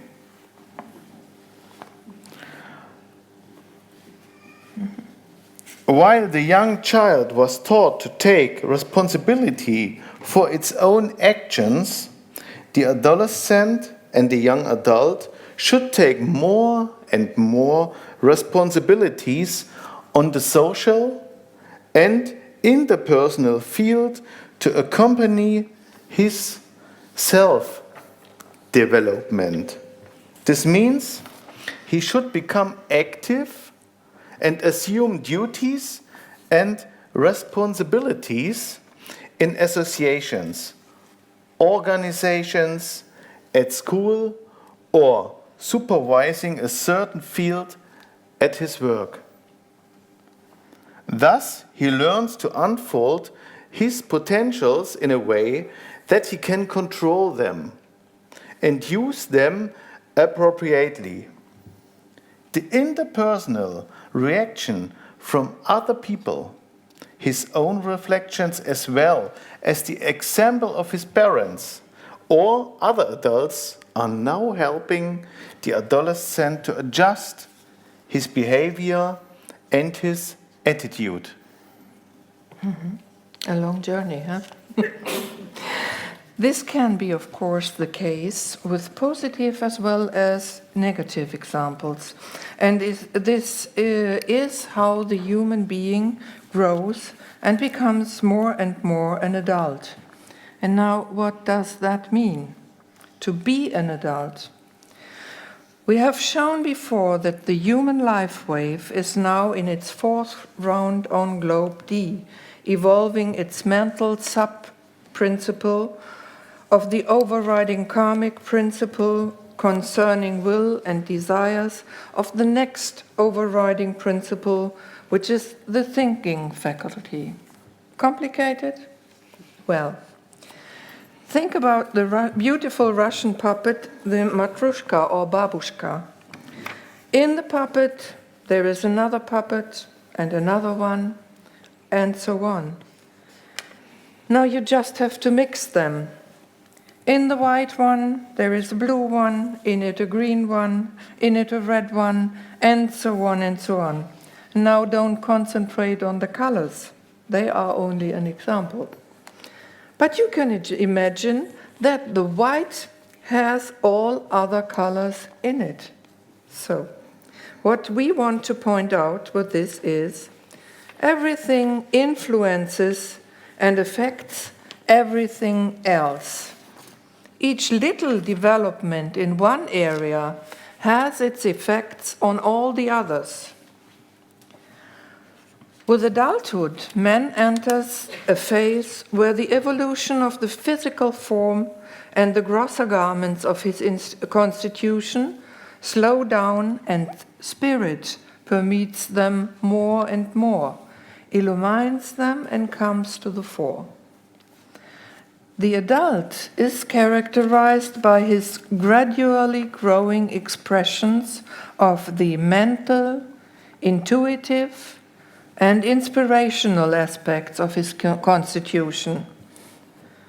Because the human life wave is now on its way to evolve the aspect of desire or demand in the thinking faculty, we are just at the beginning of the evolution of spirit. This is visible in the fact that the greatest part of our daily life is characterized by economic thought patterns. In general, of course. We are mostly focused on our respective economic or material circumstances of life, to secure them efficiently and to better them. In these thoughts, according to the grade of responsibility we have developed, we also include in these thoughts our family, friends, neighborhood, community, nation. Our consciousness, therefore, is strongly focused on the transitory principles. But because we want to be efficient in securing and bettering these circumstances to get the best results possible, that is karma, the desire, we often think about and analyze the given conditions and the necessary steps. This can be taken as a hint for activating the before-mentioned mental sub-principle. A good example is also how banks and business companies are organized and the stock market, as well as the elaborated tax system of the government, which all have an influence far into the private sphere of everybody. Can you now briefly elaborate on this, Ralph? Of course, as far as these things are concerned, we have to differentiate A from B, as daily life shows obviously. Not everyone focuses at the same time on the development of one and the same principle. This can be seen in the different views on life and the variety of activities. Which principle is central for a human being who, under risk of his life, helps rescuing other people, for example, in areas of cataclysm? Man is an evolving being. If he pays attention to the reaction of surroundings, reflects on them, and compares them with his own attitude, his character, he does not even more thoroughly. He does so. Yeah, so even more thoroughly.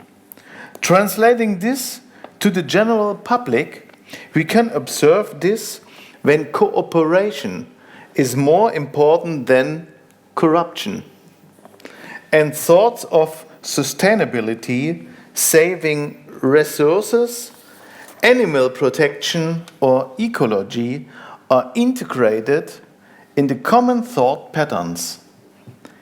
The establishment of organizations like, for example, UNICEF, Amnesty International, Greenpeace, etc., can be seen as physical expression of such a general thought pattern, or of such thought patterns.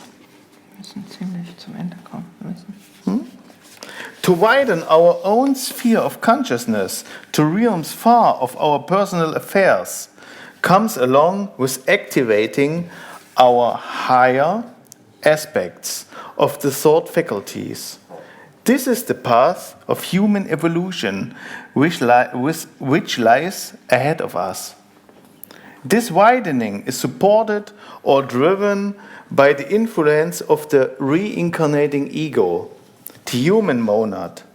We should remember here that it is the reincarnating ego in its core which is expressing the idea of universal unity.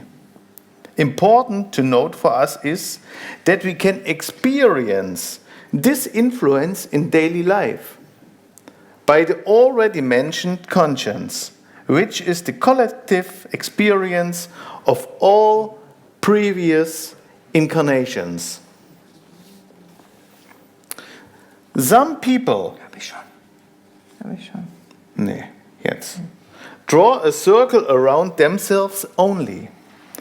then their whole life is focused on following their own personal wishes and desires, without consideration of other people. This shows that influence of the reincarnating ego is quite weak. Therefore, there's only little chance that the plan for life will be accomplished and the inner faculties developed. People who have widened their area of consciousness and are focused on welfare and prosperity of their own family have already done several steps to express their inner faculties in daily life. With people who include in this circle not only their family and friends, acquaintances and neighbors, but also other groups of people, nations, and finally, all mankind, we find people like, for example, Nelson Mandela, Martin Luther King, and Gandhi, or even great sages and teachers of this world like Gautama the Buddha. It is up to each human being to use his free will and his insights for aligning his life with the influence of the reincarnating ego, the human monad, and thus let his own inner faculties and forces unfold. There comes a time in life when the substantial forces of the constitution diminish and the spiritual ones get more active and dominant. Let us remember at this point again the concept of evolution and involution. This is now the time around the so-called midlife crisis. The children have left the house, the professional life is set, and some of the aims in life have been reached or not. During this time, some people experience their so-called second spring. Some fall into a deep dark hole.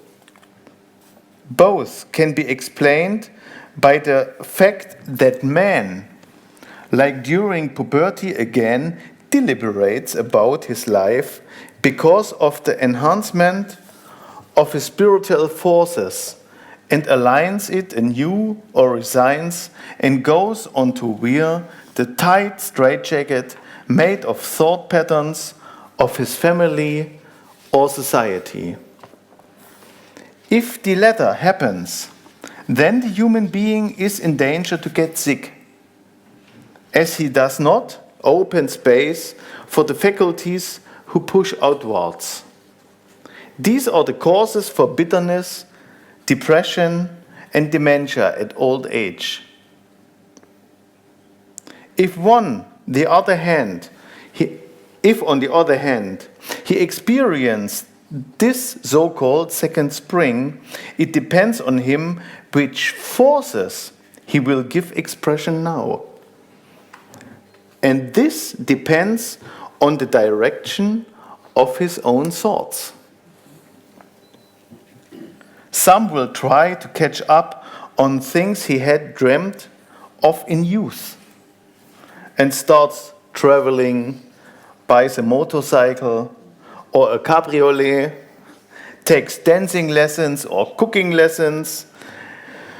Another one starts to learn a second or a third language, goes to an evening school or even university, and takes responsible tasks in associations, clubs, or organizations, and tries to offer his experiences wherever they could be helpful without having in mind any personal benefit. This can be done, for example, at the Doctors Without Borders. You know them.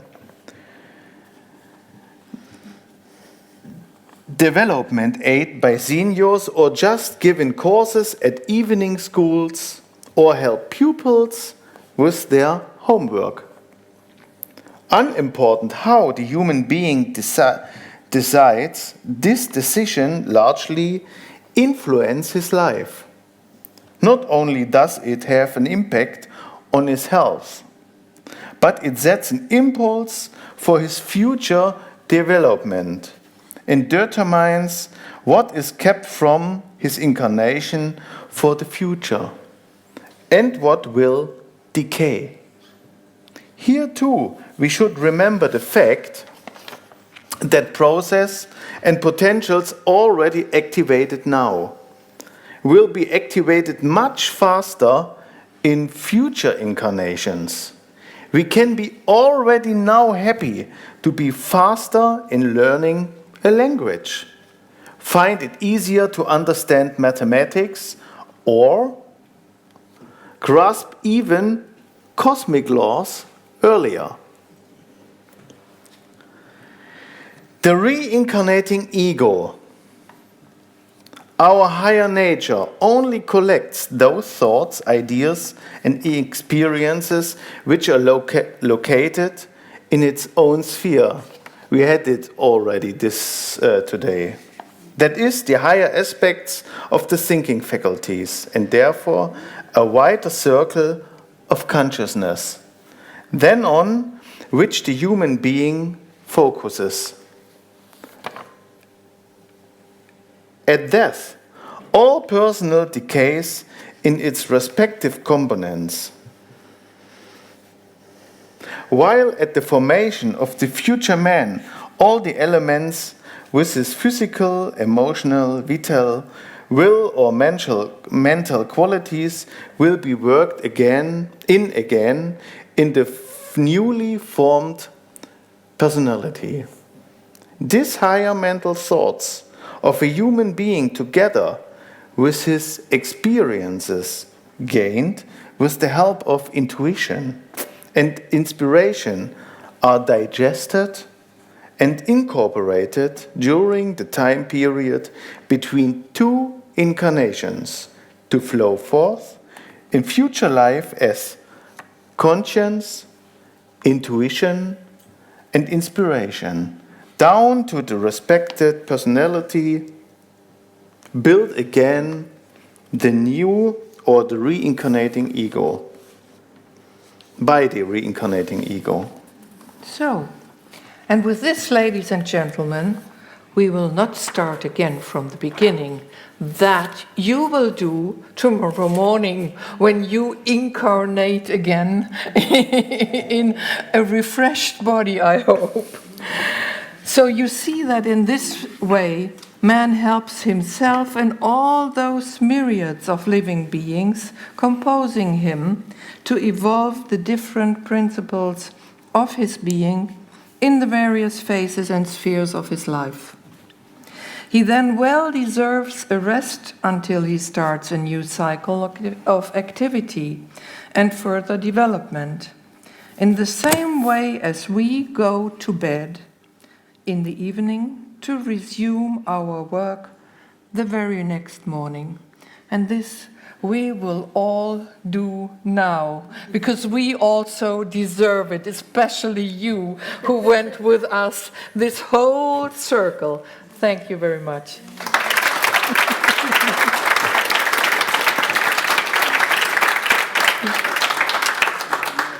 Dames en heren, er is jammer genoeg geen tijd meer voor vragen te stellen. Want om 10:00 moeten wij het gebouw verlaten. En anders komt er nog even een extra rekening aanzetten. Dus morgen heeft u weer de gelegenheid. Morgen om 10:00 gaan we dus verder.